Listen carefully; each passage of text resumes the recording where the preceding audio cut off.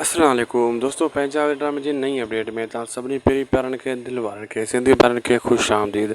अॼु रिव्यू कंदासीं mega soap serial पंहिंजावेरी, जंहिंजा अचण वारा एपिसोड ज़बरदस्त थियण वारा आहिनि। दोस्तों तव्हां ॾिठो त रुंडो बकियो कीअं हैदर जे मथां ऐं हेॾां जेको आहे सावल जे साम्हूं चई त ही तो वारा माण्हू इन्हनि फायरिंग करे हीउ कमु ख़राबु कयो आहे, इन अकबर ख़ान जा माण्हू मारिया आहिनि। हू पंहिंजे पुट खे बचाइण जे लाइ इहे इल्ज़ाम हणंदो, लेकिन हिते सावल सम्झी वेंदो हिते इल्ज़ाम हणे थो हैदर, त उथी करे गिरेबान मां पकड़ींदो रुंडे जे। मां चवंदुमि तूं असांजे मथां कीअं इल्ज़ाम हणे थो। ऐं हिते सावल रोके वठंदो, चवंदो तॾहिं ते आयो वेठो आहे, चुप कयो। ऐं सावल परेशान थी वेंदो, सावल खे गुमराह करे वेंदो इहो रुंडो। हू सोचण ते मजबूर थी वेंदो, थी सघे थो मतां मतां मतां कहिड़ी ख़बर आहे। यानी पोइ हेॾा मंसूर ख़ान जेका ॻाल्हि कई सावल, जेका ॻाल्हि कई अकबर ख़ान जे साम्हूं मंसूर ख़ान ॾे उछरा कई त हे कमु हिननि कयो आहे।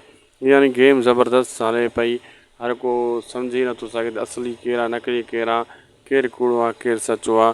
सभिनी जी इहा परेशानी लॻी पई आहे। दोस्तों वीडियो पुॻो आहे पंहिंजी पुॼाणी ते। अगरि अपडेट तव्हांखे सुठी लॻी त महिरबानी करे असांजे हिन यूट्यूब चैनल उदासी टीवी खे ज़रूरु सब्सक्राइब लाइक शेयर कंदा। मिलंदासीं तव्हां सां कंहिं ॿिए वीडियो में। अल्लाह हाफ़िज़।